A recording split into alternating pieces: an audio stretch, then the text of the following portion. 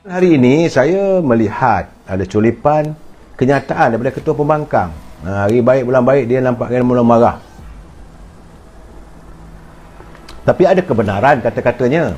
Ada kebenaran kata-katanya apabila dia mengatakan bahawa pimpinan yang dilihat masih lagi lesu serta seolah-olah mendiamkan diri dalam beberapa persoalan yang seolah-olah menggugat kestabilan ekonomi negara. Ini yang merisaukan kita. Memang tidak dapat dinafikan bagaimana pertikaian antara hakim, badan kehakiman dan Suruhanjaya Pencegah Rasuah juga akan menyeret negara kita dalam keadaan yang tidak menentu. Di samping itu saudara, ia turut mengundang campur tangan warga politik.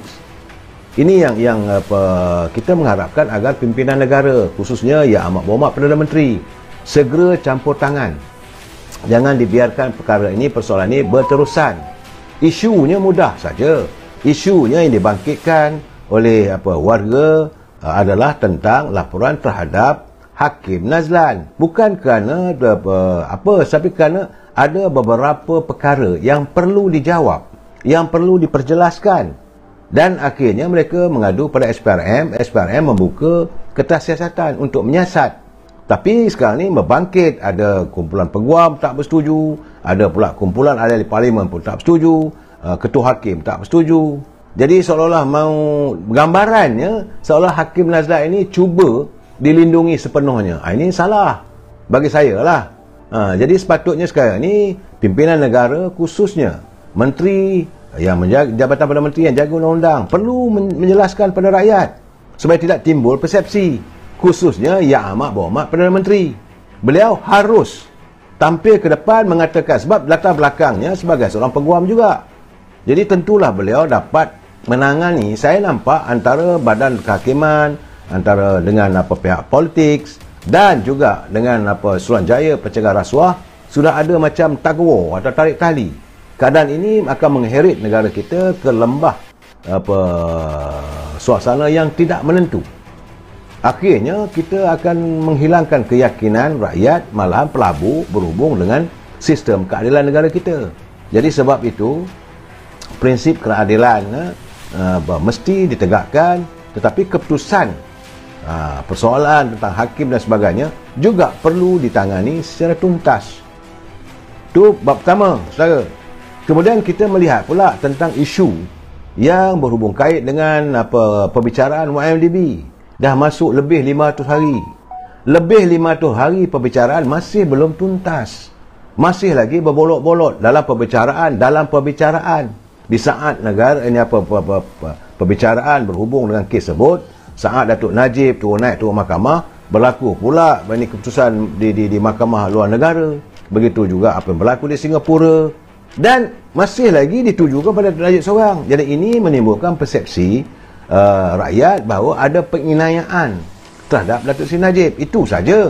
Jadi Perdana Menteri mesti campur tangan, jelaskan pada rakyat, dan kalau boleh kita minta supaya rakyat diam, jangan memberi pandangan apa-apa, biarlah perkara itu diperdebatkan di mahkamah. Tapi dah berbolok-bolok ni. Isu SRC ini melibatkan hakim lah kononnya, melibatkan ada pula nama Tengku Zafrul, ada pula nama-nama yang lain. Kemudian YMDB, ada pula nama mantan Gubernur Bank Negara, suami dia, anak dia, orang lain. Malahan ada pula pembabikan wang untuk membeli banglo mewah di London, nilainya sampai 10 juta pound sterling. Begitu juga dengan pembelian macam-macam lah yang kita tengok. Jadi soalnya bukan Datuk Najib yang beli, orang lain yang beli, Datuk Najib yang kena. Ini masalah, dan mereka ini tidak dibawa ke muka pengadilan. Ini masalah, saudara. Begitu juga dengan apa yang kita dah tiba-tiba timbul balik isu Skopin. Sebenarnya isu Skopin ni, benda itu, pembelian kapal selam itu berlaku zaman Dr. Mahathir. Jadi Perdana Menteri kena tampil ke hadapan menjelaskan. Menteri Pertahanan kena jelaskan perkara yang sebenar. Kalau tidak nanti berbolok-bolok, tak selesai. Sedangkan di Paris, mahkamah Paris lah pun menjatuhkan hukuman tersi kerana kononnya adanya korupsi. Ini perlu ditangani sebenarnya. Bagaimana pula dengan kes Sapura Energy?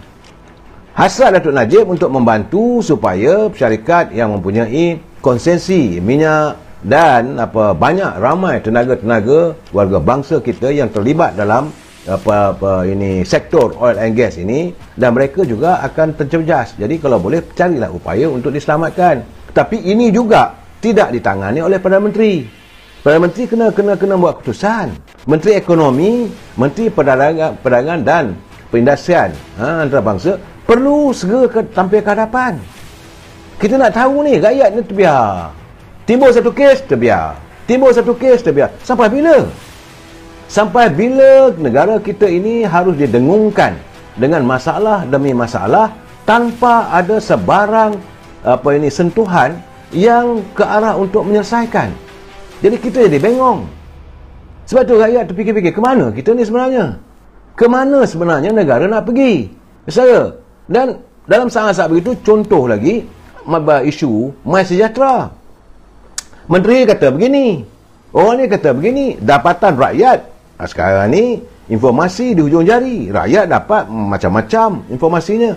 Juga tidak ada penjelasan secara tuntas daripada Perdana Menteri. Bagaimana pula dengan yang terbaru ini tentang wujudnya sebuah syarikat, sebuah dinamik. Katanya syarikat itu ada berlaku fraud ataupun penipuan, katanya. Dan ini juga tidak terjawab. Malahan perletakan jawatan pengurusi Suruhanjaya Security ini di Bursa Saham Kuala Lumpur dan digantikan dengan Awang Adik. Ini juga masih lagi belum jelas, kerana ada ekoran itu perletakan jawatan beberapa orang pengurus kanan, kerana adanya satu kepincangan. Ini perlu dijelaskan. Memanglah rakyat biasa tak nak ambil tahu pun, tetapi dari sektor ekonomi, pelabur-pelabur, mereka nak tahu. Macam mana mereka nak melabur di bursa saham kita kalau keadaan ini masih lagi belum jelas, belum tuntas. Ya Dali, Datuk biarkanlah SPRM buat kerja dia sebenarnya. Tiada masalah. Yang buat masalah ni puak-puak dan kuncu-kuncu. Ini yang saya katakan.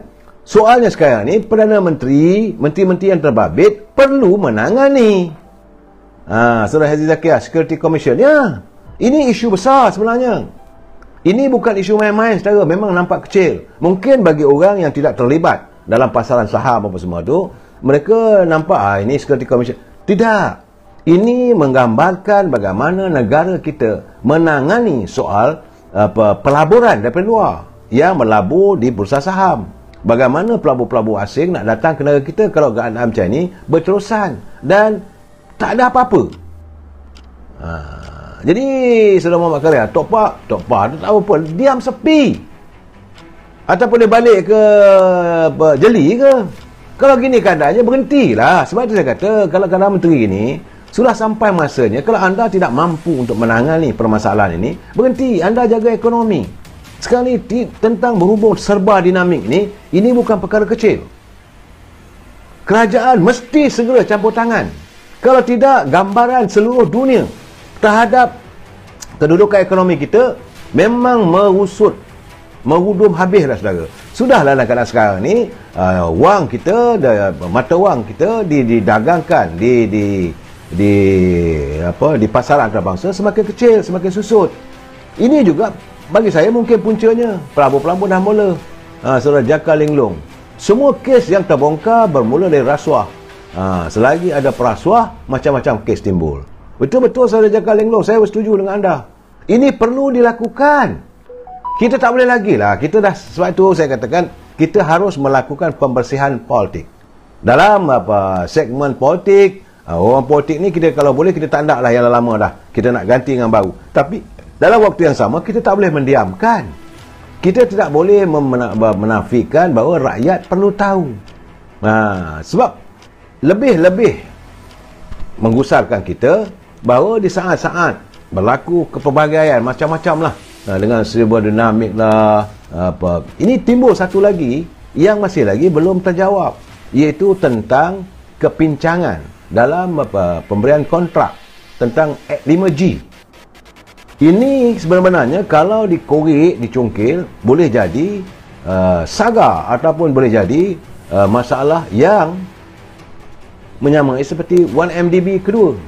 Lebih besar sahaja. Wang negara yang digunakan berbilion. Katanya sampai mencecah 10-20 bilion. Lebih besar saudara. YNDB cuma 56 bilion. Ini sepatutnya pihak kerajaan jangan cuba untuk menutup ataupun mengalihkan pandangan. Ini mesti dijelaskan. Sama ada melibatkan Perdana Menteri terdahulu atau tidak, itu soal lain. Kita rakyat perlu tahu. Wang-wang itulah wang rakyat. Duit negara yang dibelanjakan setiap sen itu datang daripada poket rakyat. Kerajaan tidak berniaga. Pendapatan kerajaan datang hasil daripada pembayar cukai. Setiap pembayar cukai adalah rakyat. Kita adalah terlibat untuk membiayai semua itu. Tapi persoalan kontrak 5G ini perlu ditangani. Begitu juga dengan Pandora Papers. Wang yang masih terus keluar. Masih lagi belum ada jawapan secara tuntas dari pimpinan. Apakah terus didiamkan begitu saja? Apakah perlu kita mendiamkan? Dan dalam saat-saat berkelentuk begini, tiba-tiba kita mendapat tahu bahawa Kementerian Pertahanan meluluskan, Kabinet meluluskan adanya, masih ada lagi projek-projek mega, itu pembelian kapal SCS berbilion di saat rakyat terbeban dengan soal kehidupan. Saya dah cakap 2 bulan dulu, sudahlah, berhenti dulu buat projek mega. Ya, nak beli kapal untuk apa? Yang kita nak takut sangat serangan Lanon ke apa ke, tunggu dululah. Siapa nak menyamun kalau negara kita dalam keadaan kewangan kita yang begitu tenat? Saudara, jadi memang kita tahu keperluan pihak tentera memerlukan kapal-kapal tersebut. Tapi apakah kesesuaian waktu sekarang? Di saat pertama sekali soal masalah pengangguran belum dapat diatasi, rakyat hilang pekerjaan begitu ramai. Kedua, soal ekonomi rakyat masih belum dapat ditangani. Apakah hanya cukup dengan sekadar pengeluaran daripada wang kepala semalam kerja? Apa dah jadi kalau wang itu dah habis nanti? Ketiga, apakah kita masih meneruskan legasi memberi dan memberi kepada rakyat yang tak tahu bila akhirnya, bila kesudahannya, bila dah habis tak ada duit nanti macam mana? Ini masalah sebenarnya. Mula-mula nak bagi 1,500, kemudian dah turun susut sampai bila? Akhirnya rakyat terdedah dalam masalah yang besar. Ekonomi yang besar. Yang sebab itu saya katakan dulu lagi, saya katakan, rakyat nak tahu aku bangun pagi besok nak makan apa. Jangan sampai rakyat kata aku nak cari, aku nak makan siapa pula lepas ini. Ini masalah. Pimpinan melihat bahawa segala kesenangan, segala apa yang ada negara kita ini untuk mereka tunggangi rakyat. Jadi mereka langsung tidak memikir. Jadi hari baik, bulan baik ni, saya haraplah kalau boleh tangguhkanlah. Walaupun Kabinet telah meluluskan pembelian kapal yang seperti diumumkan oleh Menteri Pertahanan. Dan sepatutnya, dan kita nak tahu Kementerian Pertahanan mesti mencari alasan yang konkret, yang tuntas keperluan kapal itu. Sebab kapal-kapal yang ada masih ada lagi. Bukan kita nak langsung, tak ada langsung. Bukan tentera kita ni jumut. Tentera kita yang terbaik. It's a world class. Tapi untuk masa sekarang ni nak membeli peralatan yang sebegitu tinggi. Dan siapa yang nak dapat kontrak itu? Apakah masih lagi ada kepincangan? Akan mewujudkan lagi skandal-skandal itu dan ini. Dan ini ya, saya mengharapkan agar pimpinan negara segera menangani setiap persoalan yang telah pun berbangkit sekarang ni. Sama di saat-saat sektor ekonomi yang begitu malap, pelaburan asing yang kontang. Saya melihat sebenarnya pelaburan asing semakin kontang. Sedangkan negara jiran Indonesia, mereka sudah bersemarak orang masuk melabur. Di Vietnam, orang masuk melabur. Kita masih kontang, saudara. Ke mana kita sebenarnya? Jadi penjelasan dan juga ketegasan pemimpin. Saya tengok dari terkejut juga saya bila Datuk Seri Anwar Ibrahim membangkitkan tentang masalah MRT. Rupanya ada masalah. Katanya bakal melibatkan peruntukan kewangan sampai 60 bilion. Besar lagi, ya Allah. Rakyat masih lagi susah. Jadi dalam keadaan begini, saya merasakan sudah sampai masanya pimpinan mengenepikan soal projek-projek mewah ni. Santuni dulu kehidupan rakyat. Fikir macam mana cari jalan untuk memberi pekerjaan, jaminan untuk mendapat pekerjaan.